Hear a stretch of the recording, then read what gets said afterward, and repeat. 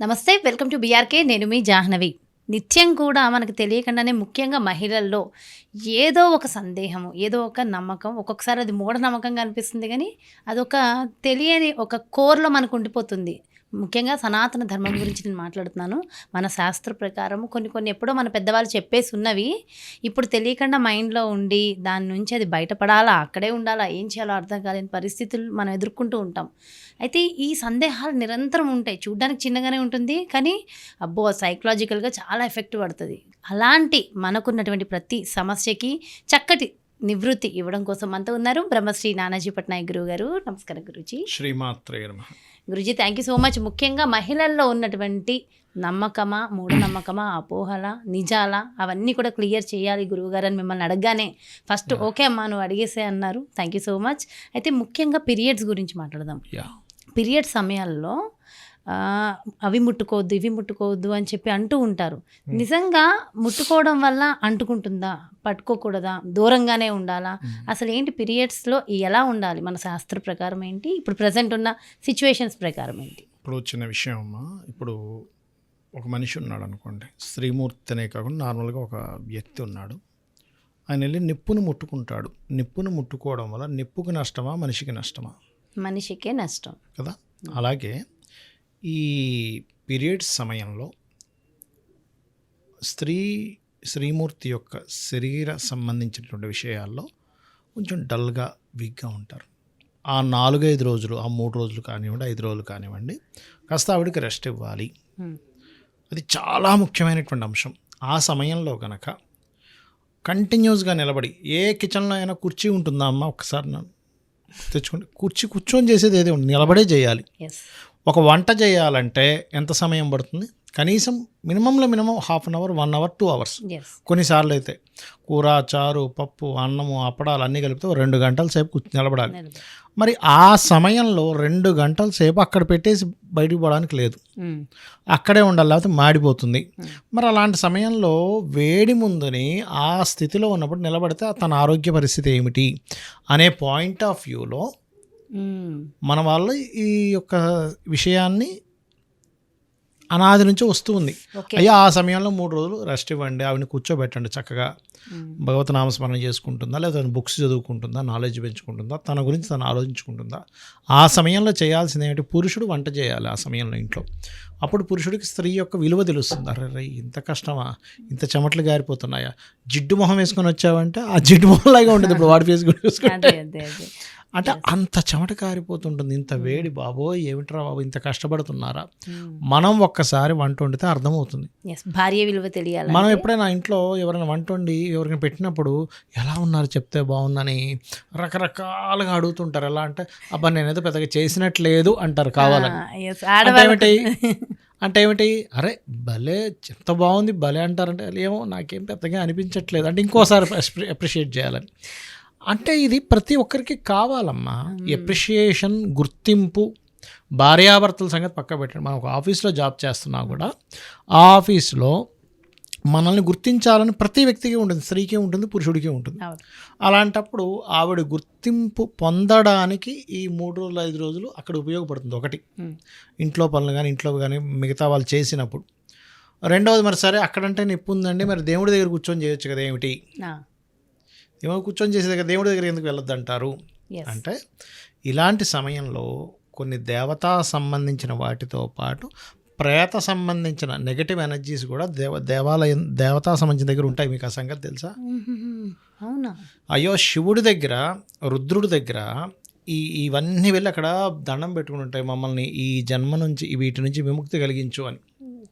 ఇలాగున్నప్పుడు తొందరగా వాళ్ళని వీళ్ళు అట్రాక్ట్ అవుతారు. అంటే పెయిన్ అదంతా ఉండి వీళ్ళు అలా కాదు, ఇట్లా బ్లడ్ ఇది అవుతున్నప్పుడు వాటికి ఆహారం రక్తం కదా, బ్యాడ్ బ్లడ్ బయటికి వెళ్తుంది కదా, అలాగా వీళ్ళకి అలవాటు పడి అవి వీళ్ళల్లోకి ప్రవేశించడం జరుగుతుంది. అందుకని ఆ సమయంలో కొంచెం జాగ్రత్తగా దూరంగా ఉండడం, నామస్మరణ చేయడం చేస్తుంటారు. ఇంకోటి ఏంటి, ఇప్పుడు మీకు ఎందుకు మీరు ఈ సమయంలో అంటే వాళ్ళ నుంచి ఒక రకమైనటువంటిది ప్రొడ్యూస్ అవుతుంది అనడానికి ఏమిటండి అంటే, మీరు తులసి మొక్కను ముట్టుకోండి, అది మహాపాపం నిద్రపోతుంది నిద్ర నిద్రపోతుంది 4 ఆ నెలలో మొత్తం మీద ఇదైపోతుంది. సర్పం దగ్గరికి రాదు తెలుసు ఆ సమయంలో, సర్పం దగ్గరికి రాదు. ఎందుకంటే ఆ సమయాలు వేరు, ఆ సమయంలో ఖచ్చితంగా రెస్ట్ ఇవ్వాలి. దానివల్ల ఏమవుతుందంటే శ్రీమూర్తి యొక్క విలువ తెలుస్తుంది మొట్టమొదటిగా మనకి. వాళ్ళకి రెస్ట్ దొరుకుతుంది, వాళ్ళకి అనారోగ్యం రాకుండా ఉంటుంది. ఇప్పుడు ఆ సమయంలో అంత దీంట్లో మీరు అలా ఉన్నారు. ఇప్పుడు చూడండి, ఎవరికైనా వీక్గా ఉన్నారండి అంటే రెస్ట్ తీసుకోమని అంటాం. వీక్గా ఉంటే అదేమిటండి, మీరు వీక్గా ఉంటే మాత్రం అక్కడ ఆ పని చేయకూడదు అనం. అంటే ఏమిటంటే వీక్గా ఉంటే కూడా మీరు ఆ పని చేస్తే ఇంకొంచెం వీక్ ఎక్కువ అవుతారని, అంతకుమించి ఏమీ లేదు అక్కడ. అది మనం అర్థం చేసుకోవాలి. మరి ఇవాళ ఉన్న రోజుల్లో ఒక స్త్రీమూర్తి ఇంట్లో వంట చేయాలి, పిల్లల్ని చూసుకోవాలి, ఆఫీసులకు వెళ్ళాలి, అన్నీ చేసుకుంటూనే ఉద్యోగానికి వెళ్ళాలి, 10 మందితో మనం కలవాలి. అక్కడ ఎవరిని కలుస్తామో ఏ టైంలో ఎలా ఉంటుందో తెలియదు. బట్ పీరియడ్సా అదా అని చూసుకునే సిచ్యువేషన్స్ కూడా లేవు. రేపు సిచ్యువేషన్స్ మారిపోయాయి. దానివల్ల ఏమైనా పాపం వస్తుందంటారా? అంటే ఒకటేనమ్మా, ఇప్పుడు శాస్త్రంలో ఏం చెప్పారంటే, ఇప్పుడు నువ్వు ఒక్కరి దానివే ఉన్నావు ఇంట్లో, ఎవ్వరు వండి పెట్టేవాళ్ళు లేరు, ఒక్కరికి ఒంటరిగా ఉంది ఆ మనిషి, కానీ వండుకోవాలి. ఆ ప్రాంతాలకు జొమాటోలో అవి ఇవి తెప్పించుకునే స్తోమత కూడా లేదు, అక్కడికి ఎవరు రారు. అప్పుడు ఏం చేయాలి అంటే శాస్త్రం ఏం చెప్పింది, కొంగుని నువ్వు తలస్నానం చేసి కొంగుని పసుపు కొమ్ము కట్టుకొని చేసుకోమని చెప్పింది.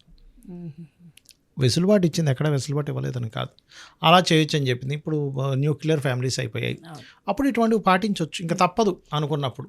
ఒక్కొక్కసారి ఇంట్లో ఎంతమంది ఉన్నా నువ్వే చేయంటారు. ఈ అమ్మాయి సిచ్యువేషన్ ఏంటో తెలియదు, ఇంట్లో వాళ్ళకి తెలియాలి. ఇప్పుడు ఎలా అంటే అమ్మా, ఇంట్లో వాళ్ళకి తెలియకపోవడం వల్ల ఒక స్త్రీమూర్తి కనుక అనారోగ్య పాలైతే ఆ ఇల్లు ఎంత నెగిటివ్ ఇదైపోతుందంటే, ఆ ఇల్లు మొత్తం కూడా పాజిటివ్ వైబ్ అంతా కూడా శ్రీమూర్తి వల్లే వస్తుంది, నెగిటివ్ వైబ్ కూడా శ్రీమూర్తి వల్లే వస్తుంది, అది తన ఆరోగ్యం బాగోకపోవడం వల్ల. కాబట్టి ఇవి ఖచ్చితంగా పాటించాలి. మనకి శుభ్రత మాత్రమే కాదు, శుచి కూడా ఉంటుంది. శుచి శుభ్రత అంటాం మనం, ఉట్టి శుభ్రతనం. విదేశాల్లో శుభ్రత ఎక్కువ, శుచి లేదు వాళ్ళకి. మనకి శుచి శుభ్రత రెండూ ఉన్నాయి. శుచి శుభ్రత రెండూ పాటిస్తేనే దేవత అనుగ్రహం ఉంటుంది ముఖ్యంగా. సో ఈ పీరియడ్స్ 5 రోజులు కూడా జాగ్రత్తగా ఉండవలసినటువంటి విషయం. ముఖ్యంగా స్త్రీమూర్తికి రెస్ట్ తీసుకోవాల్సిన సమయం. ఈ నెగటివ్ ఎనర్జీస్ తొందరగా అట్రాక్ట్ అవుతాయి, అందుకని కూడా. ఒకవేళ ఉద్యోగాలకు వెళ్ళే వాళ్ళు వెళ్ళాల్సి వచ్చినా వెళ్ళవచ్చు, దానివల్ల దోషం అనేది కొన్నిట్లో కుదరట్లేదమ్మా. ఇప్పుడు ఇవాళ రేపు సిటీ కల్చర్లో కనీసం 50-60 వేలు లేదే చాలా సింపుల్ లైఫ్ బతకలేము మనం, తక్కువ బ్రతకలేము 50-60 వేలు లేదే. ఇప్పుడు ఇద్దరు జాబులు చేస్తే కానీ రాని వాళ్ళు ఉన్నారు కొంతమంది. ఇతను ఒక 30, ఆవిడ ఒక 25, లేకపోతే ఆవిడ ఒక 30, ఇతను ఒక 30 సంపాదిస్తే కానీ ఇల్లు గడవదు.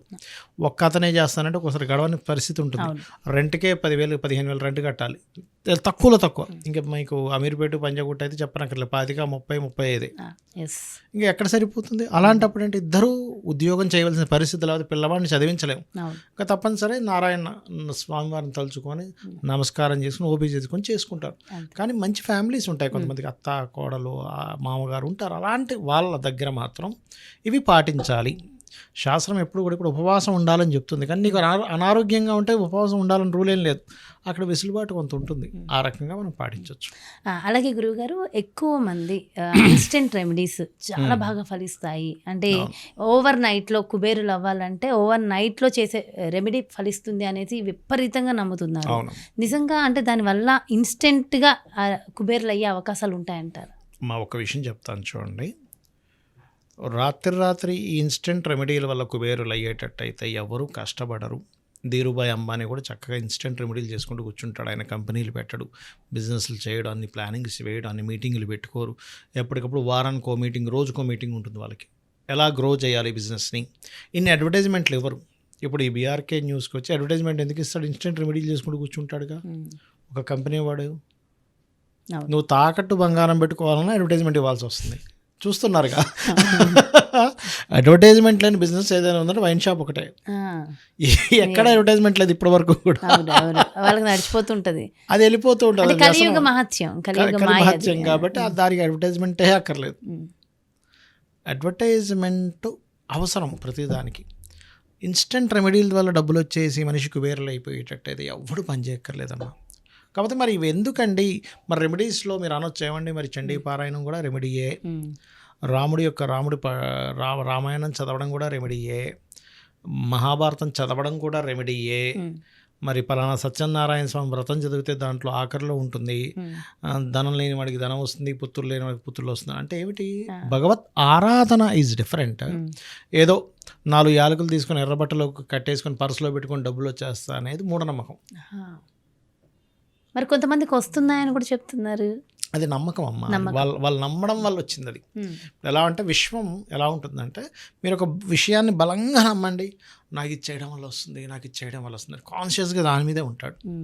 సో తెలియకుండా పాజిటివ్ అనేది ఆ టైంకి వాడికి డబ్బులు వచ్చే టైం నడుస్తుంటుంది, ఆ టైంకి అనుకోకుండా చేస్తారు.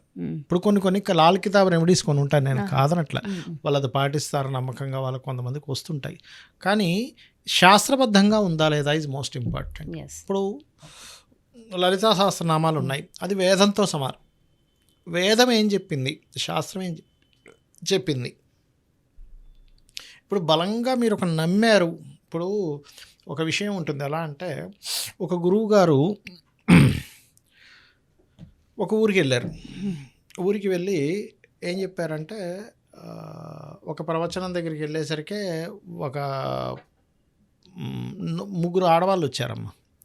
వచ్చి, ఏమండి గురువుగారు, మేము రోజు పలానా ఊరికి వెళ్ళి ఆ నది దాటుకొని అక్కడికి వెళ్ళి అమ్ముకొని వెనక్కి వచ్చేసరికి మా డబ్బుల్లో 75% మేము ఆ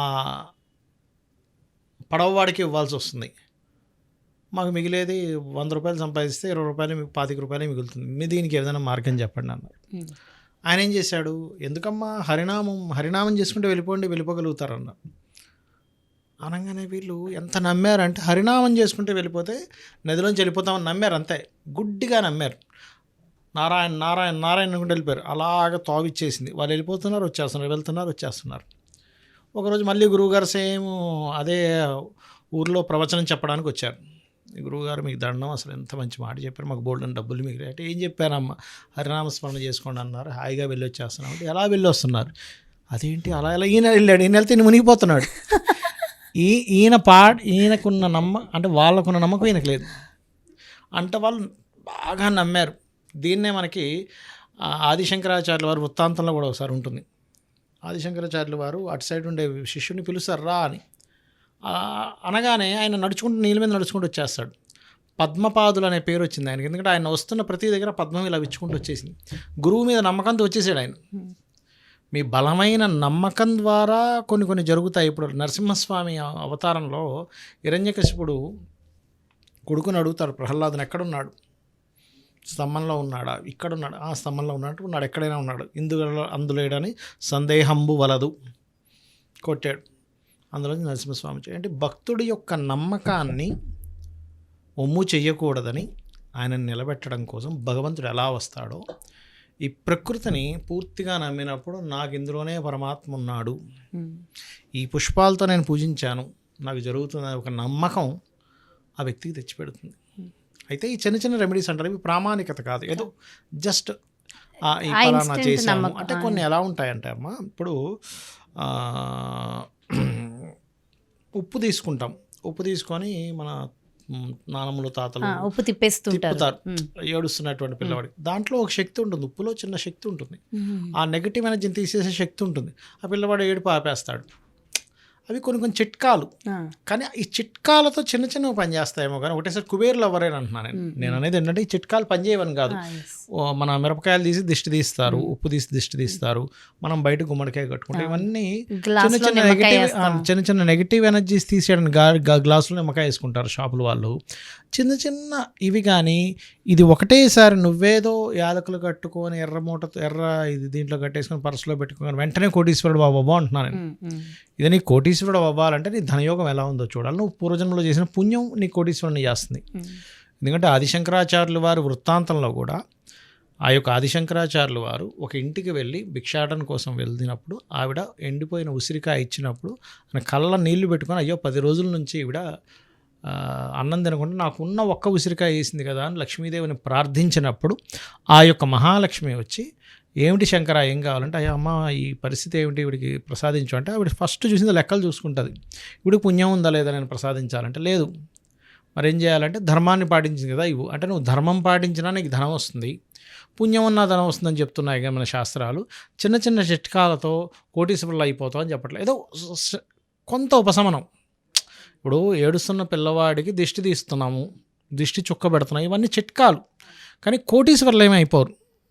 నేను ఇవి పని చేయమని చెప్పట్లే, స్వల్పంగా అవి రెమిడియల్ పార్ట్లు.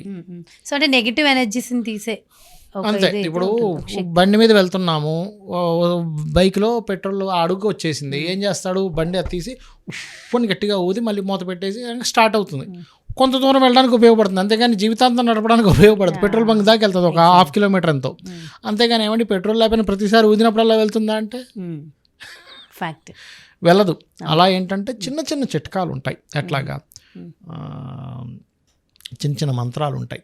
ఇప్పుడు పాము మంత్రం ఒక ఆయన వేసేవాడు, బ్రిటిష్ వారి కాలంలోనే వేస్తే ఆయనకి బ్రిటిష్ వాళ్ళే అది నమ్మి ఒక నెంబర్ ఆయనకి అలాట్ చేశారు. పాముల నర్సయ్య, ఇప్పుడు కూడా యూట్యూబ్లో కొట్టండి, పాముల నర్సయ్య అని. ఎక్కడ పాముని గరిచినా ఆ నెంబర్కి చేయగానే ఆయన ఫోన్ ఎత్తంగానే ఫోన్లోనే మంత్రం చెప్పేస్తే పాము గరిచిన వ్యక్తికి పోతుంది. మంత్రం, మంత్రానికి శక్తి ఉంటుంది. మరి మంత్రానికి శక్తి లేకపోతే వేద మంత్రాలకు శక్తి ఎలా పనిచేస్తున్నాయి? సో మంత్రానికి శక్తి ఉంటుంది, ఉపాసనకి శక్తి ఉంటుంది, అనుష్ఠానానికి శక్తి ఉంటుంది. చిన్న చిన్న చిట్కాలకి చిన్న చిన్న విషయాల్లో మనం క్లియర్ చేసుకోవచ్చు. కానీ మనం ఏమీ కష్టపడకుండా, ఏమీ ప్లాన్ చేయకుండా, ఏమీ చదువుకోకుండా డబ్బులు వచ్చేసేటట్టు అయితే అందరూ అదే పని చేస్తారు కదా అంటున్నాను నేను. ఎవరే పని చేయక్కర్లేదు. మీరు యాంకరింగ్ ఎందుకు చేయాలమ్మా? ఇంట్లో కూర్చొని చక్కగా 4 యాలకులు పర్సులో పెట్టుకుంటే డబ్బులు వచ్చేస్తాయి కదా. ఏంటంటే కొంచెం మీకు ఒక శక్తిని ఇవ్వడానికి, అమ్మయ్య నేను ఇవాళ యాలకులు పెట్టుకున్నాను కదా, నాకు ఎక్కడో ఒక పాజిటివ్ వైబ్ నాకు వస్తుంది, ఒక నమ్మకం బిల్డ్ చేయడానికి పనికి వస్తుందేమో. కానీ అది పూర్తిగా మిమ్మల్ని కుబేరుల్ని చేయలేదు అంటున్నా నేను. నా వర్షన్ మీరు అర్థం చేసుకోండి. అర్థమైంది. కుబేరులు ఎందుకు చేస్తుంది సడన్ గా? కుబేరులు కాదు, మనకి ఇన్స్టెంట్ ఒక ఎనర్జీ లాగా పనిచేస్తుంది. ఒక చిన్న ఇది ఒక కాఫీ తాగాము మనం, కాఫీ వెంటనే మనకి బోల్డ్ అంత శక్తిని ఇస్తుంది. ఒక రిలీఫ్ అండి కాఫీ. అవును, అంతే. బాగా చిరాకు కాఫీ తాగుదామండి అంటాం. అందుకని కాఫీయే మీకు మూలంగా అన్నిటినీ సెట్ చేసి అన్ని రోగాలను తగ్గించేది. సింపుల్ వర్డ్ భలే చెప్పారు గురూజీ. అన్ని రోగాలను తగ్గించేది కాఫీ అవ్వదుగా. జస్ట్ రిలాక్సేషన్, జస్ట్ రిలీఫ్ కోసం పనిచేస్తాయి చిన్న చిన్న రెమెడీస్, చిన్న చిన్న అవి ఏమంటారు చిట్కాలు లాంటివి అంటాం వాటిని. కానీ వాటి వల్ల వస్తుంది అనుకోవడం తప్పు. చాలా మంచి ఇన్ఫర్మేషన్, చాలా మిక్స్డ్ ఇన్ఫర్మేషన్ ఇచ్చారు అండ్ చాలా చక్కగా డీటెయిల్గా ఎక్స్ప్లెయిన్ చేశారు. Thank you so much Guruji. నమస్తే. శ్రీమాత్రే నమః. చూసారు కదండి మరి ఇది. సో అంటే మనకున్నటువంటి అన్ని క్వశ్చన్స్ మిక్స్ చేసేసి చక్కగా మీకు కావాల్సిన ప్రతి సమాధానాన్ని చక్కగా ఎక్స్ప్లెయిన్ చేసేసారు కదా గురువు గారు. సో ప్రశ్నలు అయితే మనవే, సమాధానం గురువు గారిది. మరి మరో ఎపిసోడ్లో డీటెయిల్డ్గా ఇన్ఫర్మేషన్ తీసుకుందాం. మరి మీకు కూడా ఎలాంటి ప్రశ్నలు ఉన్నా ఖచ్చితంగా కమెంట్స్ రూపంలో తెలియచేయండి. ఆల్రెడీ మన దగ్గర ప్రశ్నలు చాలానే ఉన్నాయి మీరు పంపించినవి. సో ఇంకేమన్నా ఉన్నా డెఫినెట్గా మర్చిపోకుండా కమెంట్ రూపంలో తెలియచేయండి. మరి అలాగే ఖచ్చితంగా ఈ వీడియో నచ్చితే లైక్ చేయండి, షేర్ చేయండి. Keep watching PRK.